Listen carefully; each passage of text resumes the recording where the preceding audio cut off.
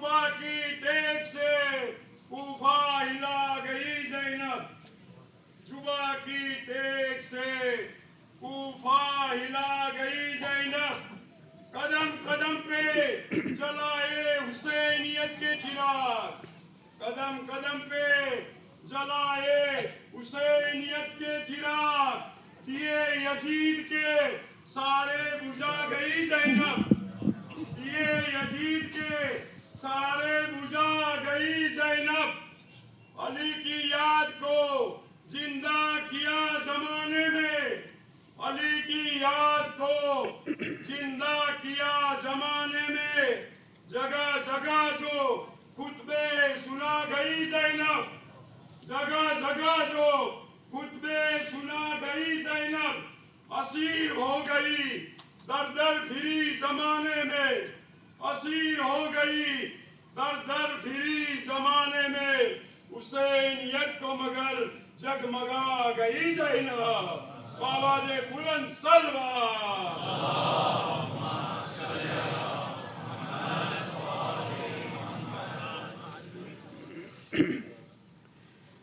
اعوذ باللہ من الشیطان اللعین الرجیم، بسم اللہ الرحمن الرحیم، الحمد للہ رب العالمین، الحمد للہ الذي لا يبلغ مدحته القائلون ولا يحسن عماه العادون ولا يؤدي حقه المجتهدون، الذي بعد فلا يرى وقرب فشهد النجوى تبارك وتعالى، والصلاة والسلام على سيد الأنبياء وخاتم المرسلين وشفيع المذنبين سيدنا ونبينا بالقاسم محمد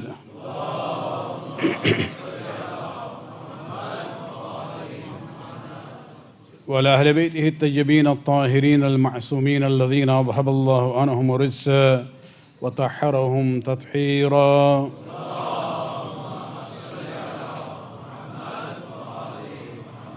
واللعنة الدائمة الباقية على أعدائهم ومنكر فضائلهم وغاصب حقوقهم من الآن إلى قيام يوم الدين. أما بعد، فقد قال الله سبحانه وتعالى في كتابه الكريم: إن الله اصطفى آدم ونوحا وآل إبراهيم وآل عمران على العالمين. صلوات پڑھنے ایک بار.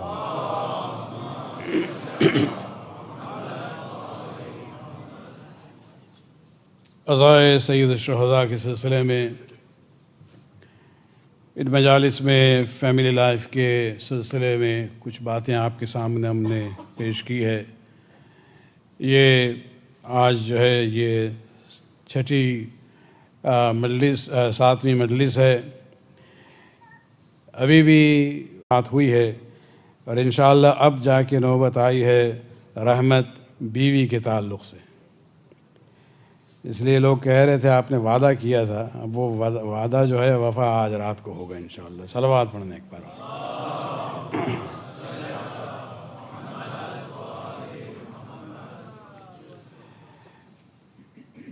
سورہ تحریم جس کا گفتگو آج جس کی گفتگو کل کے مجلس میں ہوئی تھی، یہ سورہ در حقیقت فیملی لائف میں جو چیلنجز ہیں، جو مشکلات انسان سامنے اس کے آتے ہیں، اسی کے بارے میں خداوند عالم نے 3 انبیاء کا ذکر کیا ہے کہ یہ وہ انبیاء ہیں کہ جن کے چیلنجنگ بیویاں تھیں. پہلی اور دوسری مثال جناب نوح اور جناب لوط کے ازواج کی ہے، اور تیسری مثال خود ہمارے رسول اسلام حضرت محمد مصطفیٰ صلی اللہ علیہ وآلہ وسلم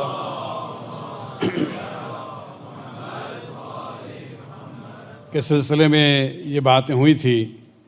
اور یہ شوہر کی حیثیت سے یہ انبیاء، انہوں نے ان چیلنجنگ سچویشنز میں صبر و تحمل سے کام لیا ہے تاکہ ہم لوگوں کے لیے وہ مثال بن سکیں، اسوہ بن سکیں کہ اپنے ازدواجی زندگی میں اگر چیلنجز آتے بھی ہیں، مشکلات آتی بھی ہیں، تو اسے امتحان سمجھا جائے اور جذبہ رحمت کی بنیاد پر اس کو ہینڈل کرنے کی کوشش کریں.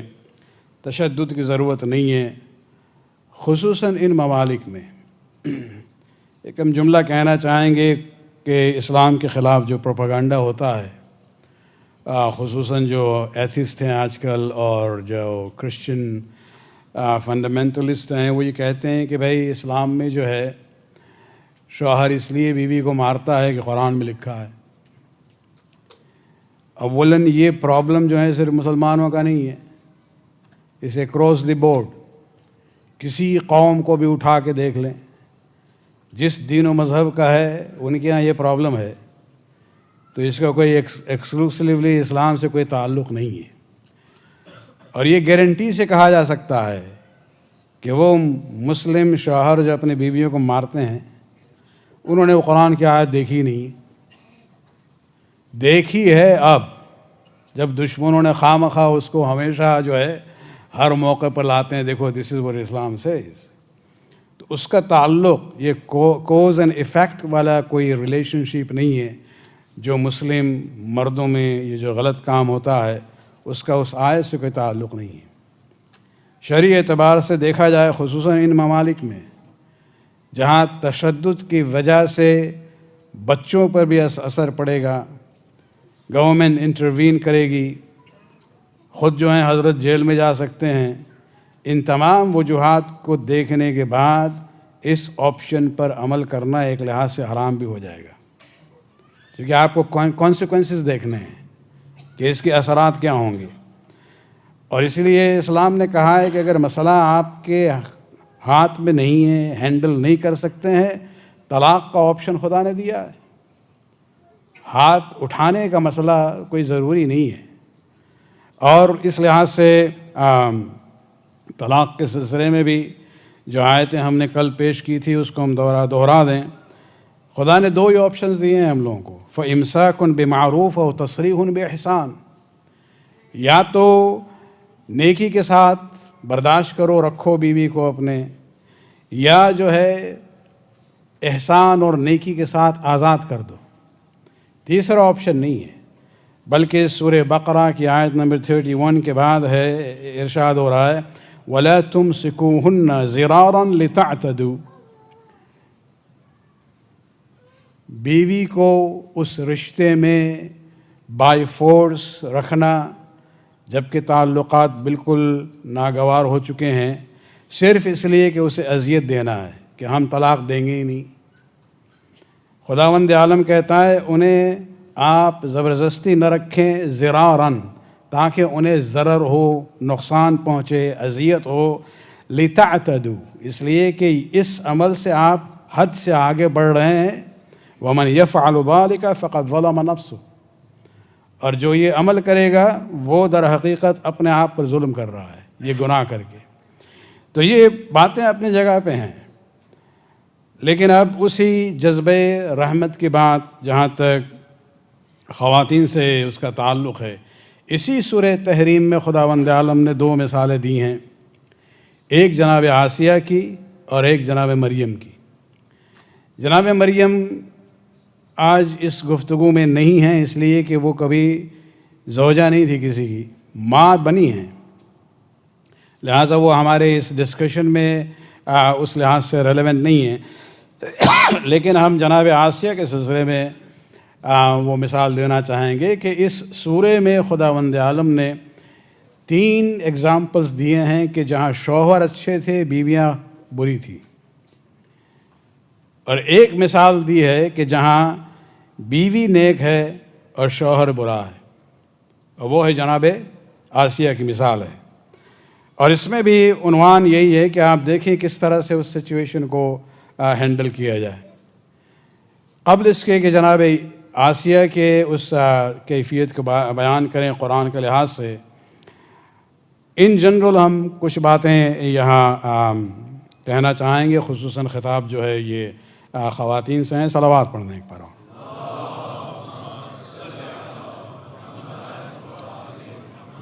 دیکھیے زندگی میں مسائل ہوتے ہیں،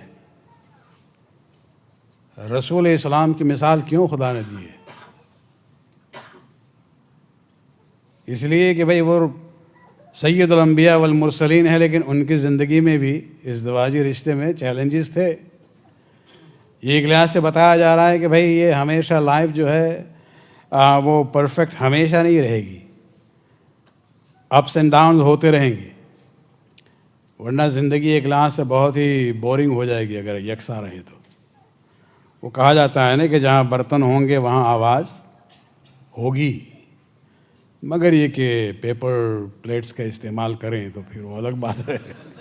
لیکن ریئل برتن کی اگر بات کریں گے تو اگر برتن ہیں تو آواز ہوں گے، صرف یہ ہے کہ آواز کے لیول کو ذرا کنٹرول میں رکھا جائے۔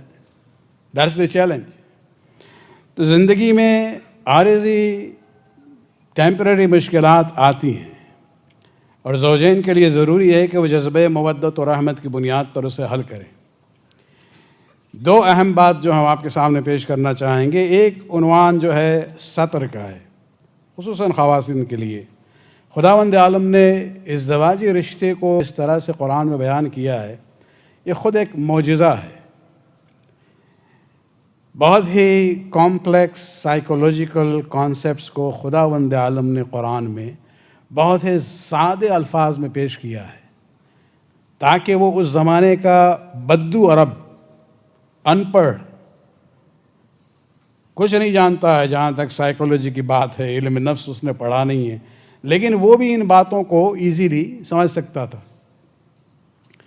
جہاں ہسبینڈ و وائف کے ریلیشن شپ کی بات ہوئی، ارشاد ہو رہا ہے سورہ بقرہ آیت نمبر 187 میں، ہن لباس لکم وانتم لباس لہن۔ بہت ہی سادہ تعبیر ہے، لیکن اس میں بہت کچھ ہے۔ خداوند عالم فرماتا ہے کہ تمہاری بیویاں تمہارے لیے لباس ہیں، اور تم جو ہے اپنی بیویوں کے لیے لباس ہو۔ یہ لباس کا عنوان جو ہے خداوند عالم نے ہسبینڈ اینڈ وائف کے ریلیشن شپ میں جو استعمال کیا ہے، اس میں لباس کے مقصد کو آپ دیکھیں اور اس کے مصرف کو دیکھیں۔ نمبر 1 حفاظت کی بات ہے، ایکسٹریم ویدر میں انسان اپنے کو بچاتا ہے لباس کے ذریعے۔ نمبر 2، لباس جو ہے ہمارے لیے باعث زینت ہے۔ ہم جب گھر سے نکلتے ہیں تو ذرا کوشش کرتے ہیں کہ ٹھیک ٹھاک ڈریسڈ ہو ہمارے، تاکہ ہم اپنے کو بہتر طریقے سے پریزنٹ کر سکیں سوسائٹی میں۔ اور تیسری بات جو اہم ہے، جس کا تعلق اس میرج ریلیشن شپ سے ہے، یہ کہ لباس جو ہے ہمارے جسمانی عیب پر پردہ ڈالتا ہے۔ اگر فزیکل کوئی ڈیفیکٹ ہے تو انسان لباس کے ذریعے اسے چھپاتا ہے۔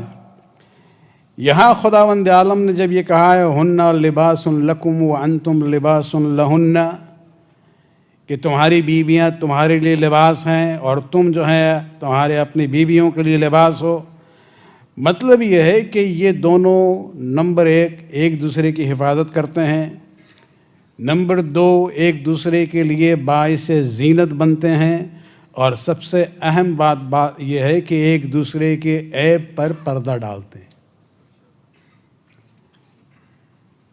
جتنا ہسبینڈ وائف ایک دوسرے کو جانتے ہیں کوئی نہیں جانتا ہے۔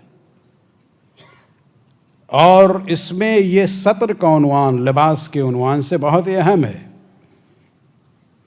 خصوصاً جب مسائل پیدا ہوتے ہیں تو اس میں فوراً جو ہے ماں باپ کو جا کے خبر کر دینا، بھائی کو بھائی بتا دینا کہ شوہر صاحب یہ کر رہے ہیں، یہ فوراً شکایت کرنا ضروری نہیں ہے۔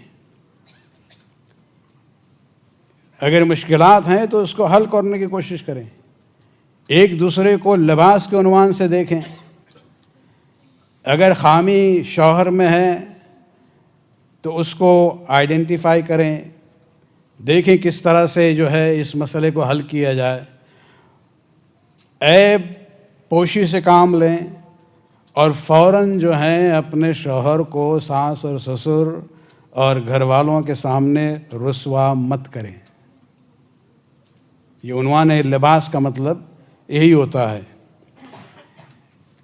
کل ہم نے کہا تھا کہ خداوند عالم جو ہے وہ رحمان الرحیم ہے، شوہروں کو اسی رحمت کا مظاہرہ کرنا چاہیے۔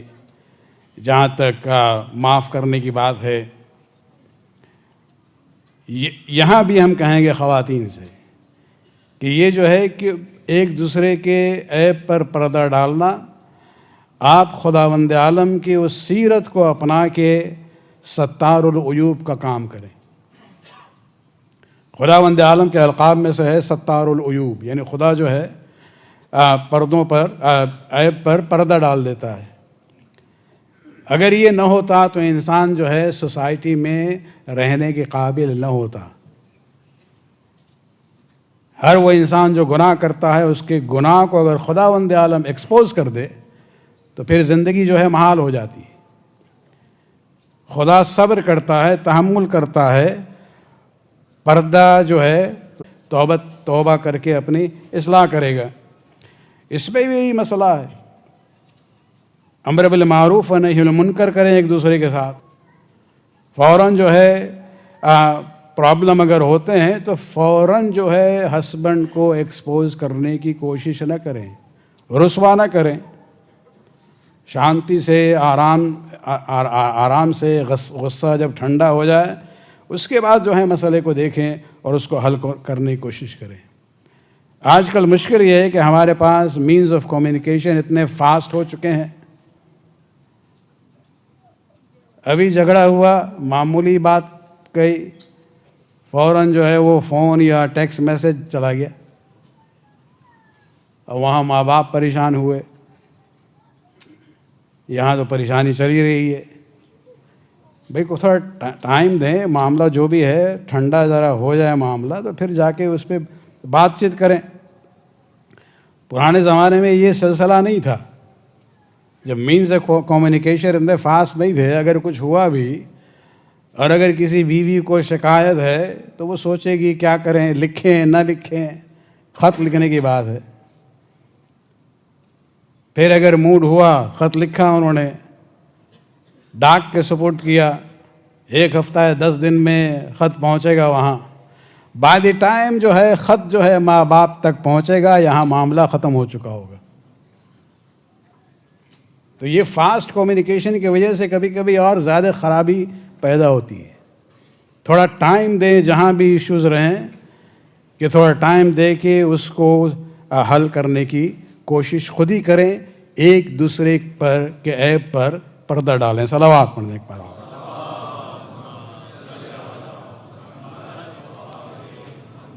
البتہ یہاں ہم ایک ضرور کوشن کے طور پہ کہ یہ انہی معاملات میں ہے کہ جہاں خاتون کی جان خطرے میں نہ ہو یا تشدد کا معاملہ نہ ہو، ورنہ تو خیر انفارم کرنا گھر والوں ہی کی ماں باپ کو ہی صحیح، وہ ضروری ہے، لیکن اگر اس کے علاوہ کوئی معاملہ ہے تو اس کو آپس میں ختم کرنے کی کوشش کریں۔ صلوات پڑھنے ایک بار اور۔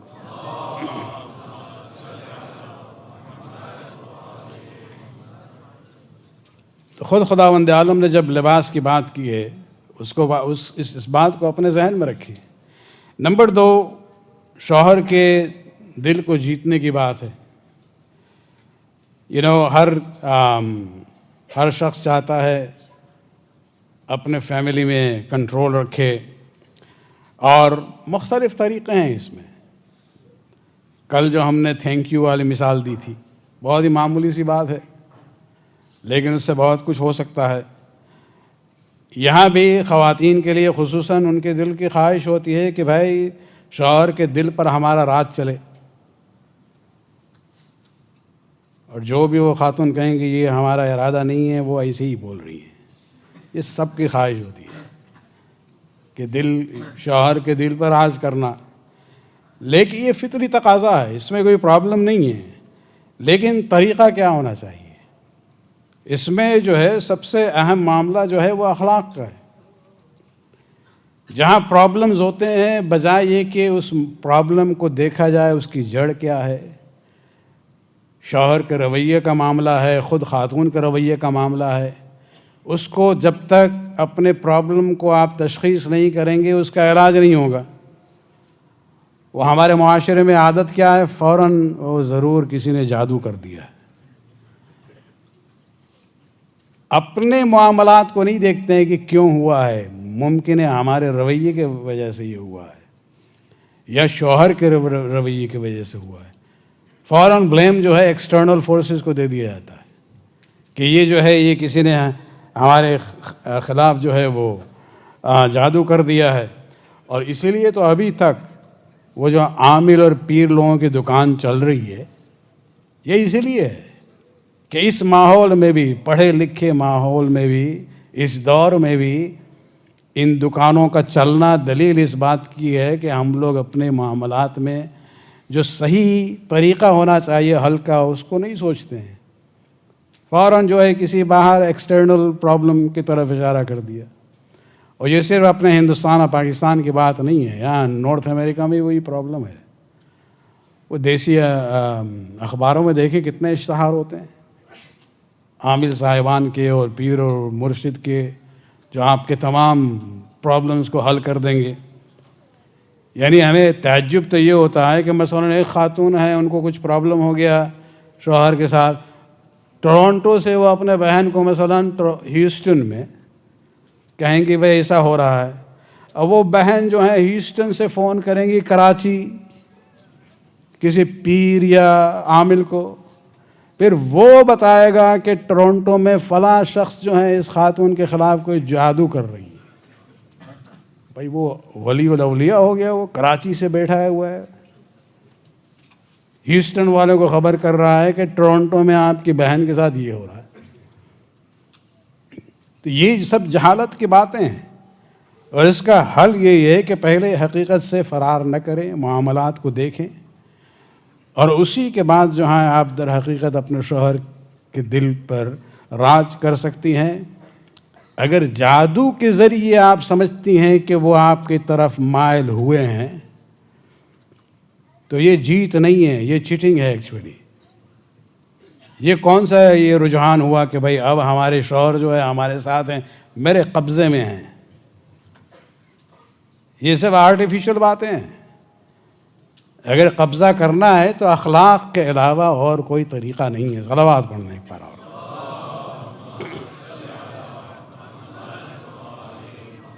ہماری روایات میں کہا گیا ہے کہ اپنے اخلاق کو بہتر بنائیں تاکہ شوہر جو ہے احترام اور محبت کے ساتھ سلوک کر سکے. چہرے کے تاثرات کے بارے میں بھی حدیثیں ملتی ہیں. ایک شخص آیا رسول اسلام حضرت محمد مصطفیٰ صلی اللہ علیہ وآلہ وسلم کی خدمت میں اور تعریف کی اپنی زوجہ کی. وہ کہتا ہے ان لی زوجۃ اذا دخلت طلقتنی و اذا خرجت شیعتنی، کہ جب ہم گھر میں انٹر ہوتے ہیں تو ہمارا استقبال کرتی ہیں، جب ہم کام کے لیے نکلتے ہیں تو ہمیں الوداع کرتی ہیں.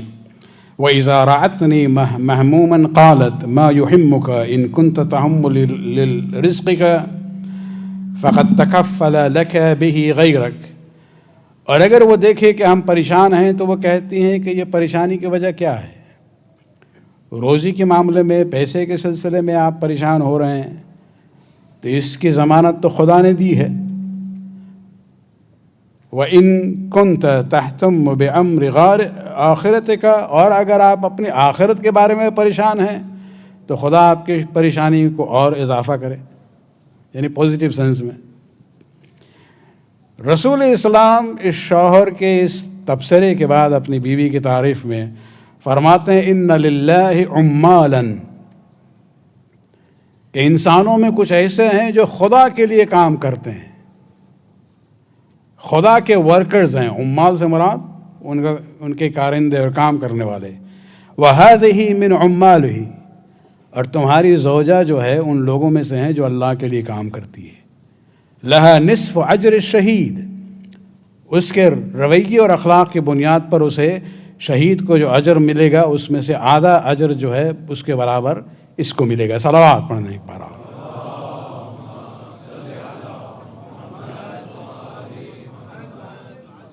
رسول کے مکی دور کو آپ دیکھ لیں. جناب خدیجہ کے ساتھ شادی ہوئی، پھر 40 سال کے ہوئے تو اسلام کا سلسلہ شروع ہوا. مخالفتیں شروع ہوئیں، لیکن اس وقت جو ہے سب سے بڑا سہارا جو رسول اسلام کے لیے تھا وہ جناب خدیجہ تھی، اور وہ جو امپیکٹ رہا ہے جناب خدیجہ کا ساتھ دینا رسول کو، اور ان کا جو رویہ تھا، اخلاق، اس سے رسول اسلام کو سکون ملتا تھا کہ باہر چاہے مشرکین میری مخالفت کرے، گھر آنے کے بعد میرے سامنے ایک مومنہ بیوی ہے۔ اور یہ بات رسول کے دل میں ہمیشہ رہی۔ ہم یہاں مناظرہ نہیں پڑھنا ہے، لیکن ایک جملہ کہیں گے کہ رسول کی کئی بیویاں تھیں، لیکن رسول نے ایک ہی شادی کی تھی، بقیہ ازواج نے رسول سے شادی کی تھی۔ رسول کی اگر چوائس کی بات ہے تو وہ صرف جناب خدیجہ ہیں۔ جناب خدیجہ کی ایک بہن تھی جن کا نام تھا حالہ، وہ کبھی کبھی آتی تھی مدینہ رسول اسلام سے ملنے کے لیے بچوں کے ساتھ اپنے۔ ایک بار وہ آئیں، صحیح بخاری میں یہ واقعہ ہے۔ تو حالہ کو دیکھ کے بہرحال جناب خدیجہ کی یاد آئی، اور رسول اسلام نے جناب خدیجہ کی تعریف کی۔ تو عائشہ کی روایت ہے صحیح بخاری میں، فغرت، یعنی ہمیں حسد کا جذبہ پیدا ہوا، اور ہم نے رسول سے کہا ما تذکر من عجوز من عجائز قریش، کب تک قریش کی اس بوڑھی عورت کو یاد کریں گے آپ؟ اب تعبیر دیکھیں، حمراء الشدقین، دانت بھی نہیں تھے اس وقت، وحلقت فی الدہر، اور زمانہ ہوا ان کے انتقال کو، قد ابدک اللہ خیرا منہا، جبکہ خداوند عالم نے ان سے بہتر آپ کو عطا کیا۔ بخاری جو ہے، جہاں اہل بیت کی بات ہوتی ہے اس کے صحیح معنی میں بخار آ جاتا ہے۔ بخاری اس روایت کو لکھتا ہے کہ انہوں نے اپنے اظہار حسد اور جلن کا اظہار کیا رسول کے سامنے، رسول نے جواب کیا دیا ہے اس کو بخاری نے نہیں لکھا ہے، لیکن احمد بن حنبل، امام ترمذی، ابن کثیر مورخ ہیں، ان لوگوں نے پورا واقعہ لکھا ہے، اور عائشہ ہی کی زبان سے، جسے بخاری نے نہیں لکھا ہے۔ جب عائشہ نے یہ جملے کہے ہیں جناب خدیجہ کے بارے میں، خود بیان کرتی ہیں کہ فَتَغَيَّرَ وَجْهُ رَسُولِ اللَّهِ تَغَيُّرًا لَمْ أَرَهُ تَغَيَّرَ عِنْدَ شَيْءٍ قَطْعُ إِلَّا عِنْدَ نُزُولِ الْوَحْيِ، فوراً رسول کے چہرے کا رنگ بدلا ہے، جو ہم نے دیکھا کہ اس طرح سے نہیں ہوتا تھا مگر جب کہ وحی آتی تھی اسی وقت صرف۔ اور فرماتے ہیں رسول غصے میں، کیف قلتی، تم نے کس طرح سے یہ جملے کہے ہیں خدیجہ کے بارے میں؟ واللہ لقد آمنت بی اذ کذبنی الناس، خدا کی قسم خدیجہ مجھ پر ایمان لائی جب لوگ مجھے جھٹلاتے تھے، وعوتنی اذ رفضنی الناس، مجھے پناہ دی جب کہ لوگ مجھے ٹھکراتے تھے، اور سب سے بڑی بات ہے ورزقت منها الولد وحرمتموه منی، خدا نے مجھے اولاد اس کے ذریعے دی ہے اور تم لوگوں کو محروم رکھا ہے۔ اور پھر خود ہی فرماتی ہیں عائشہ، وراح علی بها شہرا، پھر غصے میں رسول اسلام 1 مہینے تک میرے پاس نہیں آئے۔ تو یہ اس وقت کی بات ہے کہ شوہر پر راج ہوتا ہے مرنے کے بعد بھی، اخلاق کی وجہ سے، رویے کی وجہ سے، کہ شوہر بعد میں بھی یاد کرے تو اس عنوان سے یاد کرے کہ اگر جوان بیوی بھی ہے تو پھر بھی کوئی اس کا تصور نہیں آ سکتا ہے۔ تو یہ باتیں ہیں جہاں تک اخلاق کی بات ہے جو ہمیں اپنے ذہن میں رکھنا چاہیے، مردوں کو بھی اور خواتین کو بھی۔ صلوات پڑھنے ایک بار اور۔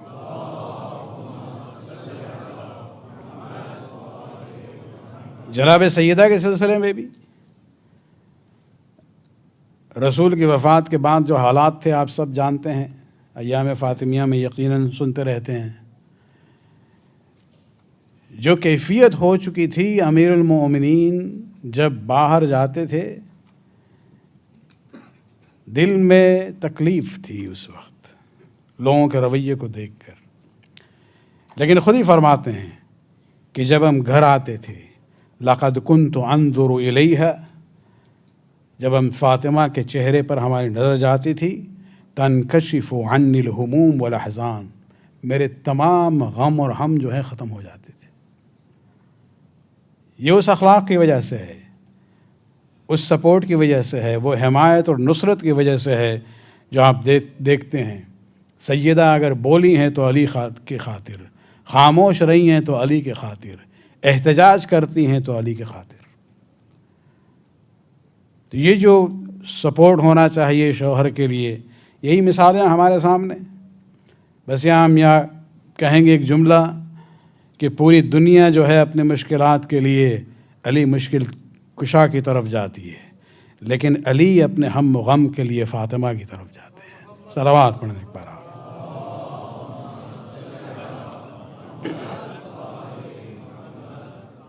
ایک بار اور صلوات پڑھ دیں گے۔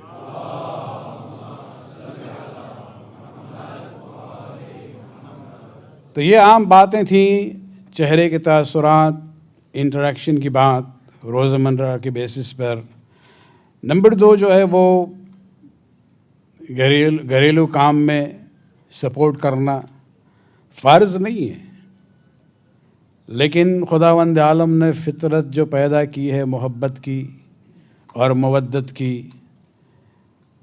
خواتین کے دل میں، وہ بھی ایک طریقہ ہے جہاں یہ رشتہ اور مضبوط ہوتا رہتا ہے۔ ٹائم دینا، ایک جملہ ہم کہنا چاہیں گے، بہت سے لوگ گزرتے ہیں مڈ ایج کرائسس میں۔ ٹائم دینا ایک دوسرے کو شوہر اور بیوی کی حیثیت سے ضروری ہے، خصوصاً بچے جب آتے ہیں دنیا میں تب۔ یہ نہ ہو کہ اب آپ ماں ہیں تو پھر توجہ پوری جو ہے اس حیثیت سے ہو جاتی ہے۔ نہیں، جہاں آپ ماں ہیں اس سے پہلے آپ کے رشتے کی ایک بنیاد ہے کہ آپ بیوی بھی ہیں کسی کی۔ اس بیلنس کو برقرار رکھنا ہے، ورنہ اس کی وجہ سے جو شادی شدہ جوڑوں میں بھی بہت سے مسائل پیدا ہو جاتے ہیں۔ آخری پوائنٹ جو ہم یہاں کہنا چاہیں گے سورہ تحریم کی طرف آنے سے پہلے، زبان کا معاملہ ہے۔ انسان کی زندگی میں، سوسائٹی میں تمام پرابلمز جو ہیں، میجورٹی اس کی جڑ جو ہے زبان ہے۔ ڈومیسٹک افیئرس سے لے کر انٹرنیشنل افیئرس تک زبان کی بات ہے۔ خداوند عالم نے یہ ہمیں بہت بڑی نعمت دی ہے کہ ہم نطق کرتے ہیں، اپنے خیالات اور اپنی باتوں کا اظہار کرتے ہیں، اور ہمارے جسم کا یہ عضو جس سے ہم بولتے ہیں، زبان، بہت ہی مختصر ہے، لیکن حدیثوں میں ایک جملہ ہے کہ یہ زبان جو ہے جرمہ صغیر و جرمہ کبیر، کہ یہ زبان کا جو سائز ہے بہت مختصر ہے، لیکن اس کا گناہ بہت عظیم ہوتا ہے۔ سب پرابلمز اسی کی وجہ سے۔ ایک حدیث قدسی ہے، سمبولک معنوں میں کہا جاتا ہے کہ علی الصباح جب انسان جاگتا ہے تو جسم کے اعضاء ایک دوسرے کو سلام کرتے ہیں، کیف اصبحتم۔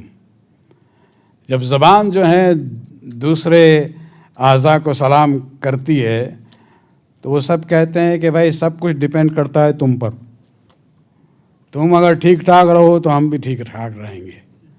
اور یہ بات صحیح ہے، کس طرح سے بولا جائے، کیا کس طرح، مسئلہ یہ نہیں ہے کہ کچھ نہ بولیں، کس طرح سے بولا جائے۔ جب سے یہ کیمپین شروع ہوا کہ بھائی اسموکنگ جو ہے یہ اچھی چیز نہیں ہے، اسپیشلی سیکنڈ ہینڈ اسموکنگ کی جو بات ہوتی ہے، تو وہ مختلف لیبلز آتے ہیں، لوگ اپنی گاڑیوں میں لگاتے ہیں تاکہ کوئی دوست یا جاننے والا گاڑی میں آیا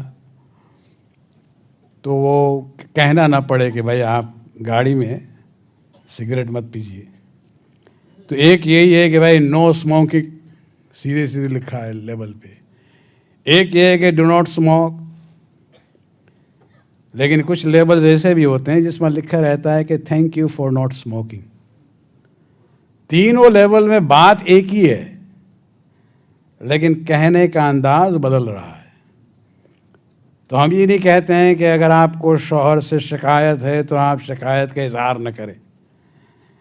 اظہار کریں لیکن اظہار کا انداز ایسا ہونا چاہیے کہ بات بھی بن جائے اور جھگڑا بھی آگے نہ بڑھے. صلوات پڑھنے ایک بار.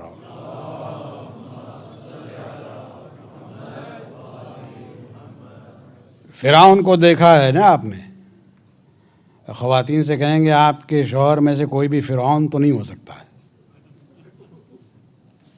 فرعون وہ ہے جو اپنے کو کہتا ہے انا ربکم الاعلی. اپنی قوم سے کہتا ہے کہ ہم تمہارے بڑے رب ہیں, میری عبادت کرو. خداوند عالم جب موسیٰ و ہارون کو حکم دیتا ہے کہ جاؤ اذهبوا الی فرعون انہ طغی, سورہ طٰہٰ کی آیت نمبر 43 سے آگے حکم دے رہا ہے موسیٰ و ہارون کو کہ اذهبا, تم آپ دونوں جو ہیں فرعون کے پاس جائیے. انہ طغی, اس نے بغاوت کی ہے, اپنے کو رب سمجھتا ہے. لیکن اس کو جب آپ جائیں گے سمجھانے کے لیے, یہ حکم دیکھ لیں کس کے لیے ہو رہا ہے. وَقُولَ لَهُ قَوْلًا لَيِّنًا, اے موسیٰ و ہارون جب تم فرعون سے بات کرو تو انداز گفتگو کا جو ہے لینا ہونا چاہیے. لین سے مراد انگریزی میں صحیح ترجمہ ہوگا لینینٹ, نرمی کے ساتھ بات کرو. لعلہ یتذکر او یخشی, شاید تمہاری نرم باتوں کے بنیاد پر اچھے سے اگر گفتگو کرو گے تو شاید حقیقت کو یاد کرے گا, اپنے رویے کو بدلے گا, یا عذاب الہی سے خوف آئے گا اور بہتر ہو جائے گا. تو فرعون جیسے شخص کے لیے بھی پرابلم کی جب بات ہو رہی ہے, خداوند عالم موسیٰ اور ہارون علیہ السلام کو حکم دیتا ہے کہ فرعون کے ساتھ بھی کلام کرتے ہوئے قولاً لینا کا استعمال کریں, نرمی سے بات کریں. تو یہاں تو فرعون کی بات تو نہیں ہو رہی ہے, یہاں تو آپ کے ازدواج رشتے کی بات ہو رہی ہے. نرمی سے بات کرنے میں معاملات بہتر ہو سکتے ہیں, بگڑیں گے نہیں. صلوات پڑھنے ایک بار.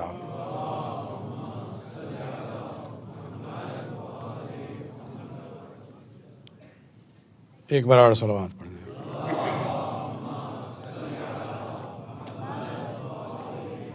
بس اس آیت کو ہم ایکچولی آج اینڈ پر لانا چاہ رہے ہیں. تو یہ جو جذبہ رحمت اور صبر کی بات ہے, سورہ تحریم میں خداوند عالم نے جہاں 3 انبیاء کی مثال دی ہے, اس میں ایک خاتون کی مثال, 2 خاتونوں کی مثال دی ہے, مریم اور جناب آسیہ. آسیہ بنت مزاحم یہ فرعون کی بیوی ہیں. ارشاد ہو رہا ہے اسی سورہ تحریم میں اینڈ میں, وَضَرَبَ اللَّهُ مَثَلًا لِلَّذِينَ آمَنُوا, کہ خداوند عالم نے صاحبان ایمان کے لیے جو مثال دی ہے, امرأۃ فرعون, فرعون کی زوجہ کی مثال دی ہے. جناب آسیہ فرعون کی زوجہ ہیں, مصر کی ملکہ ہیں. ان کے دسترس میں کچھ کیا نہیں ہے, دنیا کی ہر شے جو بھی خواہش ہوگی وہ پوری کر سکتی ہیں. مقام بھی ہے, شہرت بھی ہے, دولت بھی ہے, ثروت بھی ہے, آرام بھی ہے, آسائش بھی ہے. لیکن جب انہوں نے موسیٰ علیہ السلام کے پیغام کو سنا تو وہ فوراً جو ہیں ایمان لے آئیں. فرعون کے لیے بہت بڑا پرابلم تھا کہ بھائی ہم تو نہیں ایمان لے آ رہے ہیں, لیکن میری زوجہ جو ہیں وہ ایمان لے آئی ہیں. ظالم تھا ہی. پہلے جو ہے اس نے سمجھانے کی کوشش کی آسیہ کو, وہ تیار نہ ہوئی کہ یہ پیغام الہی ہے, اسے ہم اگنور نہیں کر سکتے ہیں. پھر اس نے سمجھانے کی کوشش کی, پھر دھمکی دی. اس کے بعد بھی جناب آسیہ اپنے ایمان سے نہیں ہٹی ہیں. تو آخر میں اس نے اپنے بربریت کا اظہار کیا اپنی بیوی کو جناب آسیہ کو سولی پر لٹکا دیتا ہے۔ خداوند عالم نے اسی سورہ تحریم کے اینڈ میں جناب آسیہ کی جو دعا تھی اس کا ذکر کیا ہے۔ اذ قالت رب ابن لی عندک بیتا فی الجنہ، کہ خداوندہ مجھے یہ فرعون کا محل نہیں چاہیے، اس کی دنیا اور جنت نہیں چاہیے، خداوندہ تو میرے لیے جنت میں ایک مکان بنانا، وَنَجِّنِي مِن فِرْعَوْنَ وَعَمَلِهِ، اور مجھے فرعون اور اس کے کرتوت اور عمل سے نجات دے، وَنَجِّنِي مِنَ الْقَوْمِ الظَّالِمِينَ، اور اس ظالم قوم سے مجھے نجات دے۔ جناب آسیہ کی اس دعا کو خداوند عالم نے سورہ تحریم میں لکھا ہے، لیکن اس کے ضمن میں جو روایات ہیں کہ جب آسیہ کو سولی پہ لٹکایا گیا ہے اور ان کا آخری وقت جب آتا ہے، روایات میں یہ ملتا ہے کہ خداوند عالم نے آسیہ کے سامنے حجابات اور پردوں کو اٹھا لیا اور اپنے زندگی کے آخری مرحلے لمحات میں جناب آسیہ جنت کے ان مناظر کو دیکھتی ہیں جہاں خداوند عالم نے ان کے لیے ان کا محل اور مکان بنایا ہے، اور آخری سانس لیتے وقت جناب آسیہ کے چہرے پر اس منظر کی وجہ سے مسکراہٹ تھی۔ صلوات پڑھنے کے پارا۔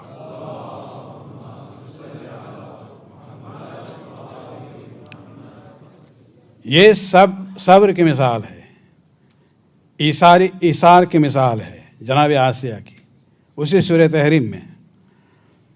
اور اس میں اگر آپ دیکھیں، یہ در حقیقت وہ مرتبہ انہوں نے پایا ہے کہ جہاں رسول اسلام فرماتے ہیں کہ پوری دنیا میں جو 4 خواتین ہیں، مریم کا ذکر ہے، اس میں جناب خدیجہ کا ذکر ہے، جناب فاطمہ کا ذکر ہے، اور ان ناموں کے ساتھ ساتھ جناب آسیہ بنت مزاحم کا بھی ذکر آتا ہے۔ اس قوت صبر کی بنیاد پر، حق کی بنیاد پر ثابت قدم رہنا۔ تو یہ مثالیں ہیں جو خداوند عالم نے ہمیں دی ہیں، اور یقیناً ہمارے مسائل وہ نہیں ہیں۔ الحمدللہ مومنین کے ازواج حضرت نوح اور لوط اور دوسری ازواج کی طرح نہیں ہیں، یقیناً بہتر ہیں ان سے، اور مومن جو شوہر صاحبان ہیں وہ فرعون کی طرح نہیں ہیں۔ تو کم سے کم اپنے معاملات کو مودت اور رحمت کے جذبے کے ساتھ صبر کی بنیاد پر حل کرنے کی کوشش کریں۔ صلوات پڑھنے پر اور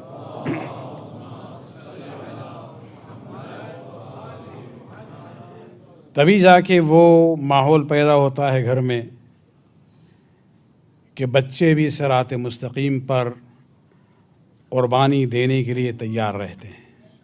آسیہ کی مثال آپ نے دیکھ لی ہے۔ عجیب و غریب بات ہے کہ آپ جناب امام حسن مجتبیٰ علیہ السلام کی شہادت میں دیکھتے ہیں کہ ایک بیوی کا کردار جو نگیٹو ہے، لیکن ان کی زوجہ صرف وہ نہیں تھی، جودہ نہیں تھی، اور بھی بیویاں تھیں۔ جناب ام فروا ہیں، اور ریلیشن شپ کے اعتبار سے، سیرت کے اعتبار سے امام حسن مجتبیٰ اور جناب ام فروا بہت قریب تھے۔ ایمانی اعتبار سے بھی ہم آہنگی تھی، نظریاتی اعتبار پر بھی ایک ہی پیج پہ تھے۔ اور جب شہادت واقع ہوئی ہے امام حسن علیہ السلام کی، اس وقت جناب قاسم 3 سال کے تھے۔ تو بیسیکلی بابا کے وفات کے بعد جناب قاسم کی تربیت بھی امام حسین علیہ السلام کے سائے میں ہوئی ہے، اور اسی لیے آپ دیکھتے ہیں کہ واقعات کربلا میں جو قربت تھی چچا اور بھتیجے میں، اسی بنیاد پہ تھی کہ وہ صرف بھتیجا نہیں تھا بلکہ حسین کے سائے میں اس کی پرورش ہوئی ہے۔ شب عاشور آپ دیکھیں، غالباً 13-14 سال کا سن ہے۔ امام حسین علیہ السلام نے جب بیعت کو اٹھا لیا اپنے اصحاب سے اور بنو ہاشم کے افراد سے، اور اس کے بعد جو وفاداری کا اعلان دیکھا تو آخر میں فرماتے ہیں کہ خداوند عالم نے تم لوگوں کے لیے جو ہے مخصوص منزلت جنت میں محفوظ رکھی ہے، بلکہ دونوں ہاتھوں کا اشارہ کرتے ہیں تاکہ اس کے ذریعے جو ہے جس طرح سے خداوند عالم نے جناب آسیہ کے سامنے حجابات کو اٹھا دیا تھا، اسی طرح سے حسین ابن علی نے شب عاشور اپنے اصحاب کے نظروں سے ان حجابات کو اٹھا لیا تھا کہ اب جب کہ تمہاری وفاداری کا سند ہمیں مل گئی ہے، یہ تمہاری منزلت ہے جنت میں جو خداوند عالم نے رکھی ہے۔ قاسم اس گروہ میں موجود تھے، اس مجمع میں، لیکن ارلی ٹینز میں ہے، وہ بچہ جو ہے اسی ذہن اور انڈرسٹینڈنگ پر سوچتا ہوگا کہ چچا کی جو باتیں ہو رہی ہیں سب بڑوں کے ساتھ ہو رہی ہیں، لہذا سوال کرتے ہیں یا عمّا وانا اختل، چچا جان آپ نے جو شہادت کی بات کی ہے، یہ جو مرتبے کی بات کی ہے، کیا ہم بھی اس فہرست میں ہیں؟ حسین ابن علی نے یہ سوال تو سنا قاسم کا، لیکن یقیناً بھائی یاد آ گئے ہوں گے، بھائی کی محبت و شفقت یاد آئی۔ پلٹ کے حسین نے سوال کیا یا ابن اخی کیف الموت عندک، بیٹا یہ بتاؤ کہ تمہاری نظر میں موت کا کیا تصور ہے؟ وہ بچہ یہ نہیں کہتا ہے کہ ہم جا کے دیکھ لیں گے، اسٹڈی کریں گے، ماں سے جا کے پوچھیں گے۔ یہ جو ہم نے کہا تھا کہ شہید کربلا جو نوجوان تھے، ان کی شہادت کے پیچھے ماں کا کردار ہوتا ہے۔ یہ جناب ام فروہ کی تربیت کا اثر تھا کہ جیسے ہی حسین پوچھتے ہیں کیف الموت عندک، اے بیٹا تمہاری نظروں میں موت کا کیا تصور ہے، اس بچے نے اپنی اسی زبان سے کہتے ہیں یا عمّا احلی من العسل، شہد سے بھی زیادہ یہ شیرین ہے میرے لیے۔ بات ختم ہو گئی وہاں پر، صرف حسین نے اتنا کہا تھا کہ قاسم صرف تمہاری بات نہیں ہے بلکہ ششماہ اصغر بھی کل شہید ہوگا۔ صبح عاشور اصحاب حسین کی شہادتیں شروعات ہوتی ہیں یکے بعد دیگرے۔ بنو ہاشم کی شہادت کی نوبت آتی ہے، بہت سے بنو ہاشم کے افراد آگے بڑھے، اپنی قربانیوں کو پیش کیا، لیکن جب قاسم گئے ہیں اجازت کے لیے امام حسین علیہ السلام سے، امام انکار پر انکار کرتے رہے، اور یہ عام سی بات تھی، جون کے سلسلے میں بھی آپ نے دیکھا، دوسرے اصحاب کے سلسلے میں بھی۔ لیکن اس وقت جو ہے ایک وہ مرحلہ آتا ہے تاریخ میں روایت کے لحاظ سے کہ قاسم نے اپنے کو چچا کے قدموں میں گرا دیا۔ حسین ابن علی سے اب یہاں پر صبر نہیں ہوا، قاسم کو اٹھاتے ہیں اور اپنے گلے سے لگاتے ہیں، وَجَعَلَ يَبْكِيَانِ، دونوں نے رونا شروع کیا، یہاں تک کہ تقریباً نیم غشی کی عالم میں پڑ جاتے ہیں۔ امام حسین علیہ السلام نے قاسم کو اجازت دی، اپنے ہاتھ سے قاسم کو تیار کیا، گھوڑے پر اپنے ہاتھ سے سوار بھی کیا ہے۔ حمید بن مسلم جو مشہور رپورٹر ہے، راوی ہے کربلا کے واقعات کا، وہ لکھتا ہے کہ اب ہم نے دیکھا کہ خیام حسینی کی طرف سے وہ جوان آ رہا ہے گھوڑے پر کہ جس کا چہرہ جو ہے چاند کی طرح تھا، بہت ہی معصوم لگ رہا تھا، لیکن سن ابھی اتنا کم تھا کہ اس کے پیر جو ہے گھوڑے کے رکاب تک نہیں پہنچ رہے تھے۔ وہ کہتا ہے کہ یزیدی افسر نے جب دیکھا تو کہا اس کو ہم ہی قتل کریں گے، جس پر حمید بن مسلم نے کہا تجھے شرم نہیں آتی ہے؟ اس کی کم سنی کو دیکھو، اس کی معصومیت کو دیکھو۔ قاسم جاتے ہیں، رجس پڑھتے ہیں، اپنا تعارف کرتے ہیں، اور اس کے بعد جو ہے جنگ شروع کی ہے۔ جنگ کرتے کرتے وہ مرحلہ آتا ہے کہ یہ 13 سال کا جوان کب تک اتنی بڑی تعداد یزیدی سپاہ سے لڑ سکتا۔ ایک مرتبہ جب حملہ ہوتا ہے اور قاسم جو ہیں گھوڑے سے زمین پر آتے ہیں، بلند آواز میں آواز دیتے ہیں، یا اماہ ادرکنی، میرے چچا جان میری مدد کو پہنچیے۔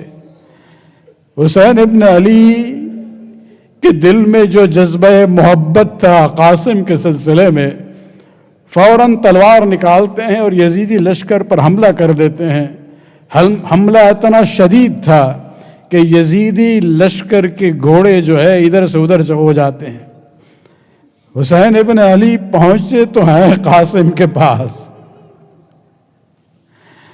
بیٹھنے کے بعد ایک جملہ کہتے ہیں کہ عز واللہ علی عمک، اے قاسم تیرے چچا کے لیے یہ بہت بڑی تکلیف اور اذیت کی بات ہے کہ تم نے آواز دی، ہم جواب نہ دے سکے، لیکن جب جواب دیا تو بہت دیر ہو چکی تھی۔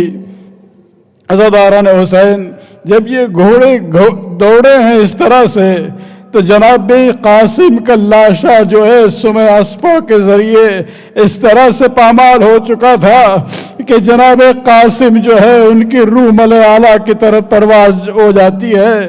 امام حسین علیہ السلام کو بہت بڑا صدمہ تھا کہ یہ بھتیجے نے مجھے آواز دی لیکن ہم نہیں پہنچ سکے۔ آخر میں قاسم کو اٹھاتے ہیں۔ حمید بن مسلم کی روایت آگے بڑھتی ہے، کہتی ہے، وہ لکھتا ہے کہ ہم نے دیکھا کہ قاسم کے سینے کو حسین اپنے سینے سے لگائے ہوئے تھے، لیکن قاسم کا قد جو ہے زمین پر خط کھینچتا ہوا چلا جا رہا تھا۔ ہم حمید بن مسلم سے کہیں گے کہ ابھی تو تم نے کہا تھا یہ اتنا کم سن ہے کہ اس کا پیر رکاب تک نہیں پہنچتا ہے، لیکن عزاداران حسین یہ گھوڑے کی دوڑنے کی وجہ سے جناب قاسم کا لاشا جو ہے اس طرح سے پامال ہوا کہ جب حسین خیموں کے سامنے آ کے رکھتے ہیں لاش کو، اور جناب ام فروا نے جب پردے کو ہٹایا ہے، جب لاش پر نظر جاتی ہے، ایک سوال کرتے ہیں کہ مولا یہ قد میرے بیٹے کا نظر نہیں آتا ہے۔ حسین کس طرح سے سمجھاتے کہ اے بی بی اس کو جو ہے گھوڑوں نے اس طرح سے رونق دیا ہے۔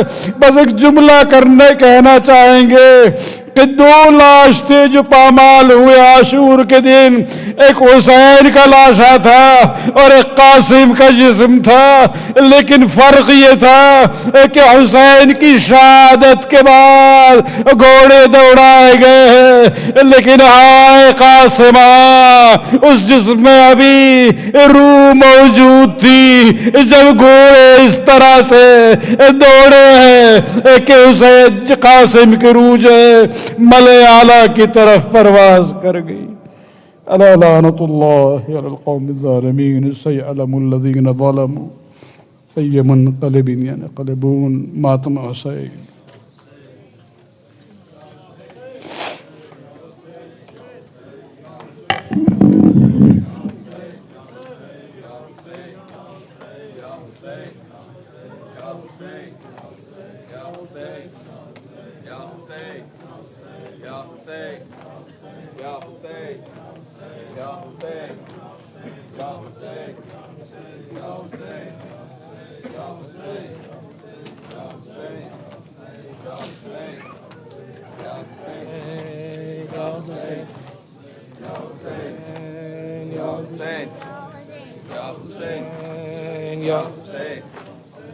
Hussein, Ya Hussein, Ya Hussein, Ya Hussein, Ya Hussein, Ya Hussein, Hussein, Ya Hussein, Ya Hussein.